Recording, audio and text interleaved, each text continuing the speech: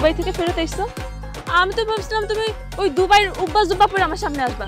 বিশ্বাস করো তুমি যদি এমনি আসতা আমি একবারে বাস দিয়ে তোমার। আল্লাহ, কি ধরনের কথা কও তুমি?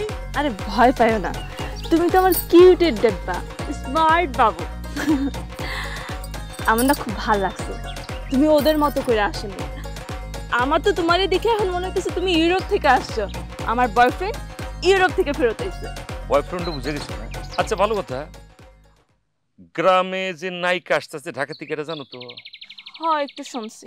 চাকু চাকু ড্যান্স হবে, মেলা কিছু আওয়াজ শুনতেছি। যাই হোক, আরেকটা খবর শুনছি, তোমার বাপ নাকি একই দিনে তার 3 মেয়েকে বিবাহ দিতে যাচ্ছেন। এই খবর তো আমার আব্বা শোনার সঙ্গে সঙ্গে তার 3 পোলার জন্য প্রস্তাব নিয়ে তুঙ্গ বাড়ির দিকে রওনা করছে বইলে। তাতে কোনো লাভ হবে না, কারণ তোমার আব্বা কিছুদিন আগে আমার আব্বারে যথেষ্ট পরিমাণ অপমান করছে। আমার আব্বা তোমাদের ভাইয়ের সাথে আমাকে বন্ধু দিয়ে দিব না। তার চেয়ে বড় কথা হচ্ছে গিয়ে তোমাদের 3 ভাইয়ের উপরে আমার আব্বা অনেক রেগে আছে। আচ্ছা কিছু মনে করো, তাহলে উপায় কি? চলো আমরা পালাই গিয়ে বিয়ে করি। পাগল পাগল হয়েছে তুমি? আমি একটা চিকিৎসক, ছোটখাটো একজন বৈজ্ঞানিক। এই অঞ্চলের সবাই আমাকে কি সম্মানটা দিয়া চলতেছে, সেই জায়গার থেকে যখন শুনবে এই প্রফেসর টাইপের একটা লোক সে একটা মেয়ের লইয়া লিট হয়ে গেছে, মানে ভাগ্যে গেছে গা, মানে ব্যাপারটা শুনতে কেমন লাগতেছে? বাজারে লাগতেছে না? এটা কি সবাই নিতে পারবে তুমি বলো? মান সম্মান আমার বাপের কিছু থাকবে?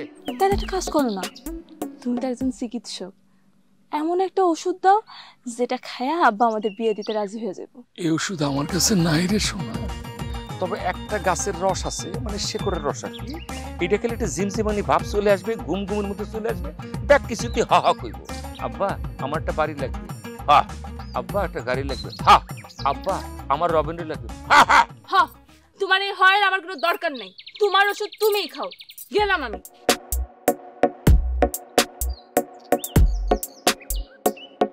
এগিরি ঝামেলা আছে, তুই যদি রাজি থাকিস তোর বাপকে তোর বিয়ে দিতে পারবো, জোর করে হইলো।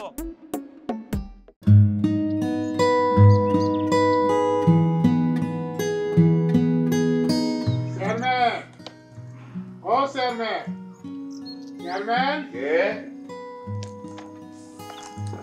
আরে রহমত ভাই, তুমি আমার বাড়িতে কি মনে করে? আরে আসছি ভাই একটা শুভ কাজের উদ্দেশ্যে। আমার বাড়িতে শুভ কাজ? তা সেই শুভ কাজটা কি শুনি? শুভ কাজের উদ্দেশ্যে শুভ কাজ আছে আছে আছে, কিন্তু আমি আমার মামনিদের দেখতেছি না কেন? তারা কোথায়? মামনি, ও মামনি, ও মা। ওয়ালাইকুম আসসালাম। মা এই যে এই মিষ্টিগুলা ঘরের ভিতরে নিয়ে যা। নকুর, বাড়ির ভিতরে যাও, ভিতরে যাও। তো বলো, আমার বাড়িতে আগমনের কারণটা কি বলো? আমি তো তোমার সম্মানিত মেহমান, তুমি কি আমারে বাইরে দাঁড় করায় রাখবা? আগে বলো আমার বাড়িতে তুমি কিসের জন্য আসছো? শুনলাম তুমি তোমার 3 কন্যার বিবাহ একদিনেই দিতে চাও। আমিও আমার 3 পুত্রের বিবাহ একই দিনে দিতে চাই, সেই জন্য আমি বিবাহের প্রস্তাব নিয়ে আসছি। তুমি কেমনে করে ভাবলা যে তোমার 3-3টা আট পাগল ছেলের সাথে আমি আমার 3-3টা সুস্থ স্বাভাবিক রূপবতী গুণবতী মেয়ের বিবাহ দিব? হ্যাঁ শোনো, সেদিন তো তুমি তোমার বাড়িতে আমারে যাতা অপমান করছিলা।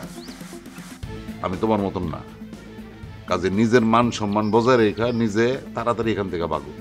দাও। শোনো রমজান, আমি রহমত কাজী, প্রস্তাব ফিরাইয়া দিয়া তুমি খুব ভুল কাজ করলা। আজ যে তুমি আমাকে অপমান করলা, এই অপমানের তোমার কাছ থেকে আমি কড়ায় গন্ডায় প্রতিশোধ নেব, কথাটা তুমি মনে রাখো। শুনো,